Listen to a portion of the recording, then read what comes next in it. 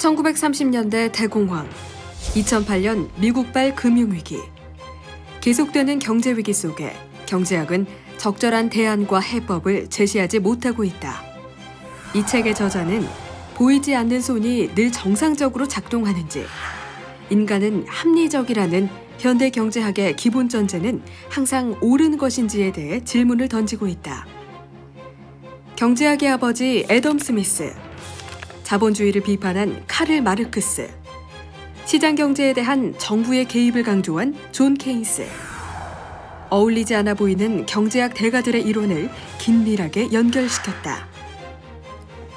현대 경제학의 약점과 한계를 분명히 하고 그 돌파구를 고전 경제학에서 찾은 책, 바로 경제학을 리콜하라이다.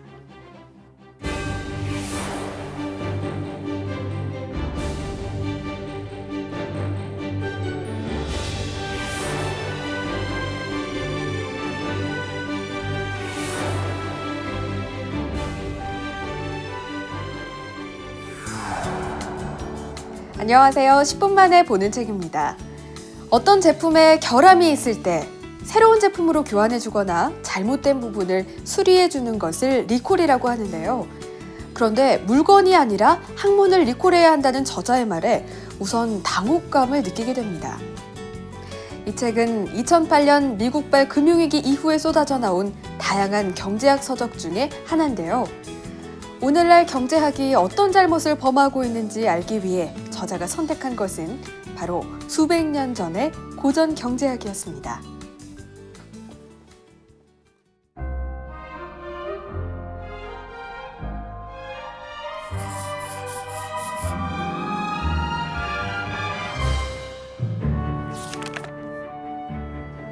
경제학의 아버지 애덤 스미스, 저서 국부론에 등장하는 보이지 않는 손. 이 말은 시장에서 경제활동이 최대한 자유롭게 이루어지도록 내버려두라는 자유방임주의로 연결되며, 나아가서 우리 사회의 많은 문제를 시장의 원리로 해결하자는 신자유주의로 이어진다. 그런데 저자는 현대 경제학자들이 애덤 스미스를 왜곡하고 있다고 말한다. 국부론이 쓰인 시대 상황과 저술 이유에 대해 간과하고 있다는 것이다.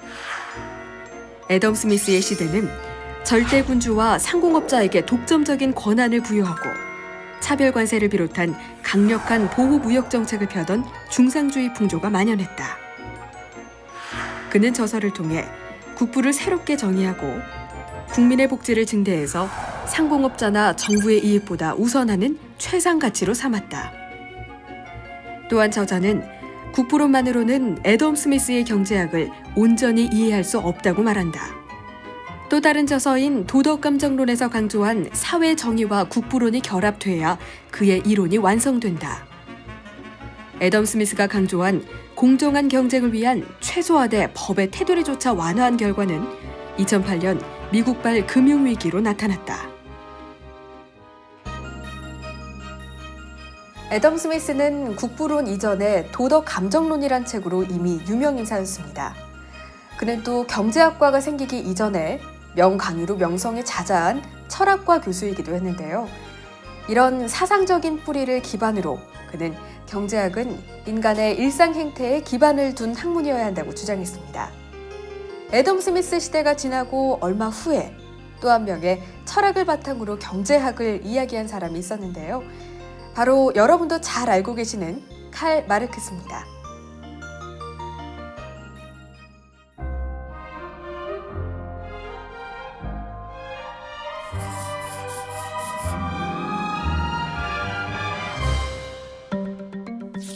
근대 경제학, 마르크스 경제학은 애덤 스미스의 국부론으로부터 출발했다.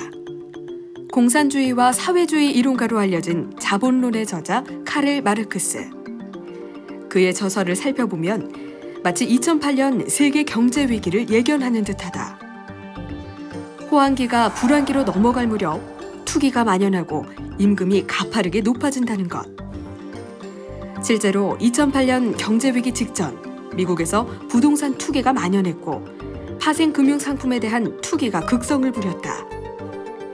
저자는 마르크스의 사상이 잘못 알려진 부분이 많다고 지적한다. 그 대표적인 것이 바로 착취에 대한 개념이다. 자본가가 노동 생산물의 일부를 빼앗는 악질 행위가 아니라 국민의 합의가 필요한 중요한 경제 문제를 자본가가 일방적으로 결정하고 강요하는 현상을 착취라고 표현했다. 주류 경제학과 마르크스 경제학 모두 자본주의 시장을 주된 연구 대상으로 삼았다. 주류 경제학이 합리적인 개인의 행동에 대한 추론을 바탕으로 했다면 마르크스 경제학은 집단 간의 갈등에 주목했다는 점이 다르다. 2009년 미국 사회에서는 회사들이 줄줄이 망했는데도 고위 경영진은 엄청난 봉급에 보너스까지 두둑하게 챙겼는데 날로 경쟁이 치열해지고 노사 갈등이 심해지는 상황에서 자본주의 경제는 결국 활력을 잃게 된다는 것이다. 주류 경제학자들이 위기를 예측하지 못하는 이유 중 하나는 바로 시장에 대한 절대적인 믿음입니다. 시장이 제대로 작용하면 수요와 공급은 일치하게 되고 그렇게 되면 불황과 실업은 발생하지 않는다는 논리인데요. 하지만 실제 시장에서 사람들은 경제학 교과서처럼 손익계산에 따라 꼭 합리적으로 행동하지만은 않습니다. 70여 년 전 이렇게 현실과 동떨어진 경제학에 대해 경고를 했던 사람이 있는데요. 세계 2차 대전부터 1960년대 말까지 이른바 케인스 시대를 열었던 경제학자 존 케인스입니다.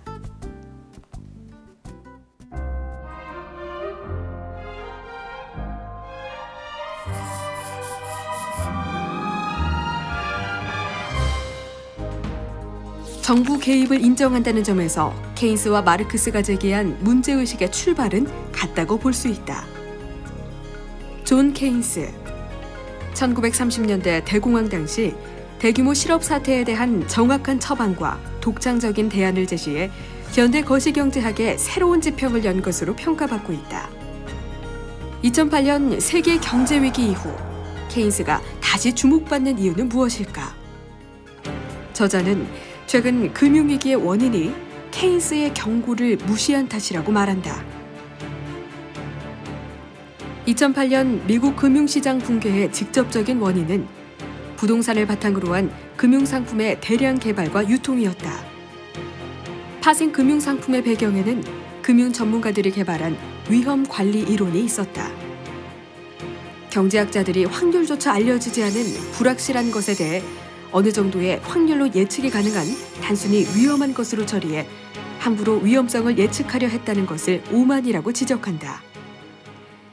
케인스가 불확실성과 함께 강조한 것은 야성적 충동이다.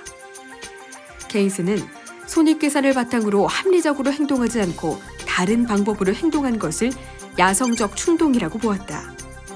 불확실한 상황에서 내리는 야성적 충동이 경제를 요동치게 만드는 주요 요인이라고 강조했다. 인간은 합리적으로 행동한다는 전제로 논리를 펼치는 주류 경제학자들이 경제 위기를 제대로 예측하고 설명할 수 없었던 이유이기도 하다. 앞서 설명해드린 3명의 경제학 대가들의 공통점 발견하셨나요? 이들 모두 철학과 역사, 심리학 등 경제학의 이웃 분야에 대해 깊은 지식을 가지고 있었는데요. 시대를 관통하는 통찰력으로 오늘날 경제가 나아가야 할 방향을 제시하고 있다는 점이 놀랍습니다. 어떤 사람을 잘 이해하기 위해서는 그 사람이 가지고 있는 장단점을 모두 알고 있어야 하죠. 경제학을 리콜하라. 이 책은 거장들의 고전 다시 읽기를 통해서 경제학이 지향해야 하는 궁극적인 목적에 대해 확인시켜주고 있습니다. 바로 경제학은 인간의 현실 문제를 해결하는 데 쓰여야 한다는 것입니다.